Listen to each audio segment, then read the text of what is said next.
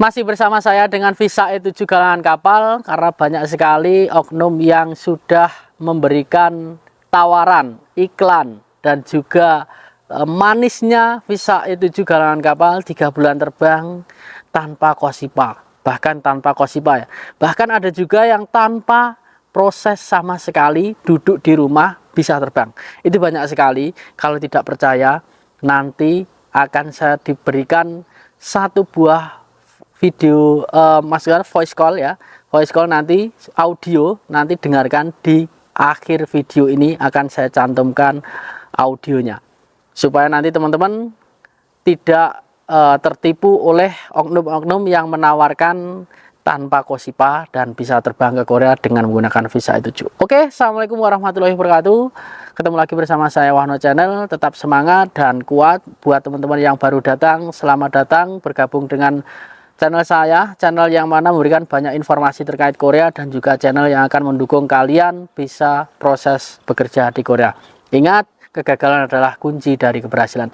Baik, di sini ada beberapa orang yang memberikan informasi, namun salah satu orang akan saya angkat ceritanya. Jadi dia itu proses Visa E7 galangan kapal dan kurang lebih sudah habis 50 jutaan lah. Kalau saya ya, kalau yang sudah berangkat dari awal sampai terbang itu habisnya 200 jutaan ya. Jadi temannya ini sudah terbang kurang lebih hampir 200 jutaan habisnya. PT plus agency aja sudah 140 jutaan. Nah selanjutnya begitu kloter kedua, yang kloter pertama itu terbang, kloter kedua langsung nggak seramai awal, suasana beda. Pihak PT kalau nggak ditanya ya nggak jawab ya. Sampai semua kandidat akhirnya ngomong, baru keluar jawaban, nggak bisa terbang, harus ngulang tes lagi. Nah di sini harus ngulang tes lagi, bayar lagi ya tentunya. Dikarenakan putus agensi. Nah, dikarenakan putus agensi. Loh kok bisa putus agensi? Karena pada agensinya sama seperti itu ya. Akhirnya rata-rata pada mengundurkan diri, tarik berkas dan DP. DP dan berkasnya ditarik. Berat Mas Wono, sudah keluar banyak dana dan tadinya yang ada, yang nggak ada diadain ya, tapi zong. Nah, ini maksudnya uang yang nggak ada ya. Dia CPMI tidak punya uang sama sekali, jadi hutang ke sana, hutang ke sini demi bisa membayar ke agensi supaya bisa terbang. Tapi ternyata tidak ada kejelasan penerbangan. Ini sangat susah sekali di Indonesia ya. Agensi-agensi yang seperti ini seharusnya dicek sama BP2MI. Saya rasa seperti itu ya. Karena CPMI itu mayoritas pasti banyak yang meminjam supaya nanti bisa cepat terbang, setelah terbang nanti bisa mengembalikan uang pinjaman tersebut. Nah, mending ditanyakan nggak lulus ya, dinyatakan nggak lulus tes kosipa dari awal, daripada lulus tapi gagal terbang. Betul, lebih baik nggak lulus ya, karena kalau lulus itu potensinya sama seperti G2G. Kalau kita lulus kan berharap sangat bisa terbang. Kecuali kalau kita tidak lulus IPS topik. Nah ini juga sama, kecuali tidak lulus kosipa. Jadi kita potensinya untuk terbang itu nggak terlalu berharap. Tapi kalau sudah lulus kosipa ataupun IPS topik berharap untuk bisa cepat terbang. Lalu sebetulnya kalau dilaporin kena itu PT. Cuman ada minim bukti ya, minim bukti. Oke. Dan juga nggak ada backup dari belakang. Oke. Kita langsung ke selanjutnya. Nah, biayanya dia sampai habis itu 50-an juta nggak bisa balik ya. Sampai 50-an juta itu nggak bisa balik. Karena apa? Nggak bisa balik. Nggak bisa balik Mas, soalnya ya itu biaya yang saya keluarkan untuk pelatihan las sebulan ya. Pelatihan las selama sebulan. Lalu MCU 2 kali sebelum pelatihan las dan sesudah las kosipa dan psikotes. Tes TBC, bikin ID, sertifikat dan plaklaring kerja, bikin SKCK Mabes Polri dan lain-lain, itu nggak bakalan balik. Itu aja sertifikat las dan sertifikat BNSP sama arti legis dari sama sertifikat legis dari Kemenhukumham ya. Apa ini? Kemenhumkam ya. Masih ada maksud saya. Yang balik itu biaya DP karena pas dinyatakan lulus kosipa dan lagi proses persiapan terbang dimintai DP. Nah, itu DP-nya yang bisa balik. Entah DP-nya berapa ini, mungkin DP-nya bisa 25 juta ini. DP balik aja masih dipotong buat proses mengundurkan diri dan proses hapus ID. Padahal saya tahu proses buat ID dan hapus itu nggak bayar ya. Ini PT ya, kesempatan PT mendapatkan uang. Tapi daripada nggak balik uangnya, karena itu uang juga bantuan dari mertua ya, bantuan dari mertuanya.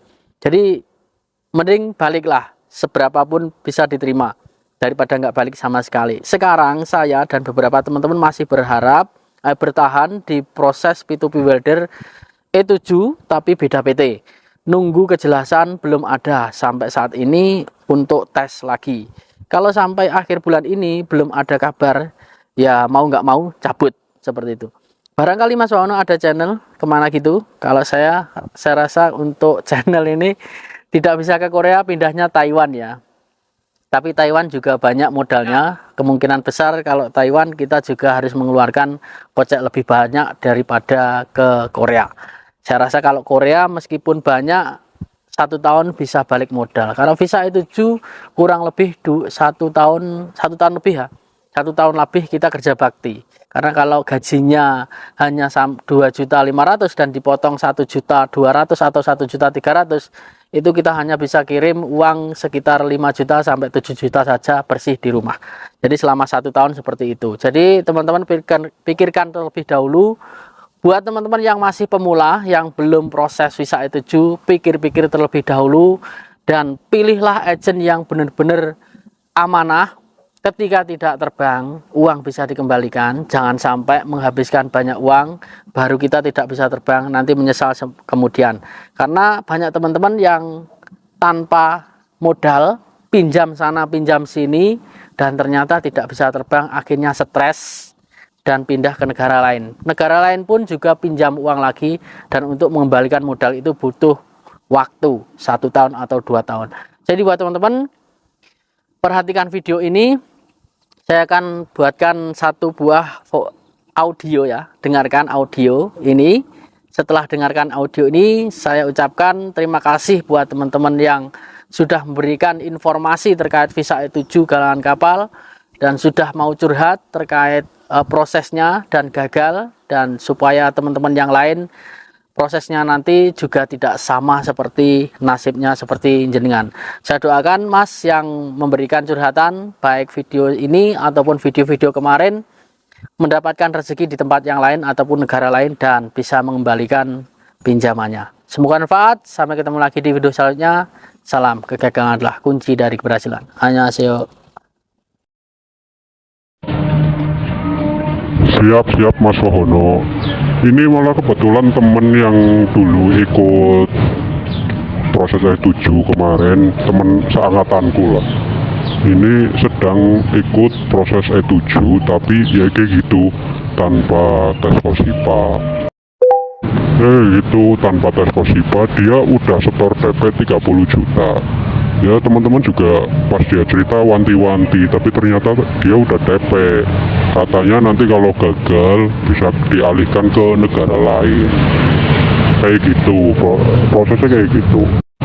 Ya makanya Mas, saya sama teman-teman juga sudah wanti-wanti sama anak tersebut. Ternyata udah DP 30 juta. Katanya sekarang lagi proses diklat. Guys, banyak banget lah masalahnya Mas untuk program-program yang kayak gini. Yang abal-abal lebih banyak, yang asli pun berangkatnya lama, hancur lah pokoknya gara-gara proses E7 itu kan banyak banget yang kena tipu lah intinya.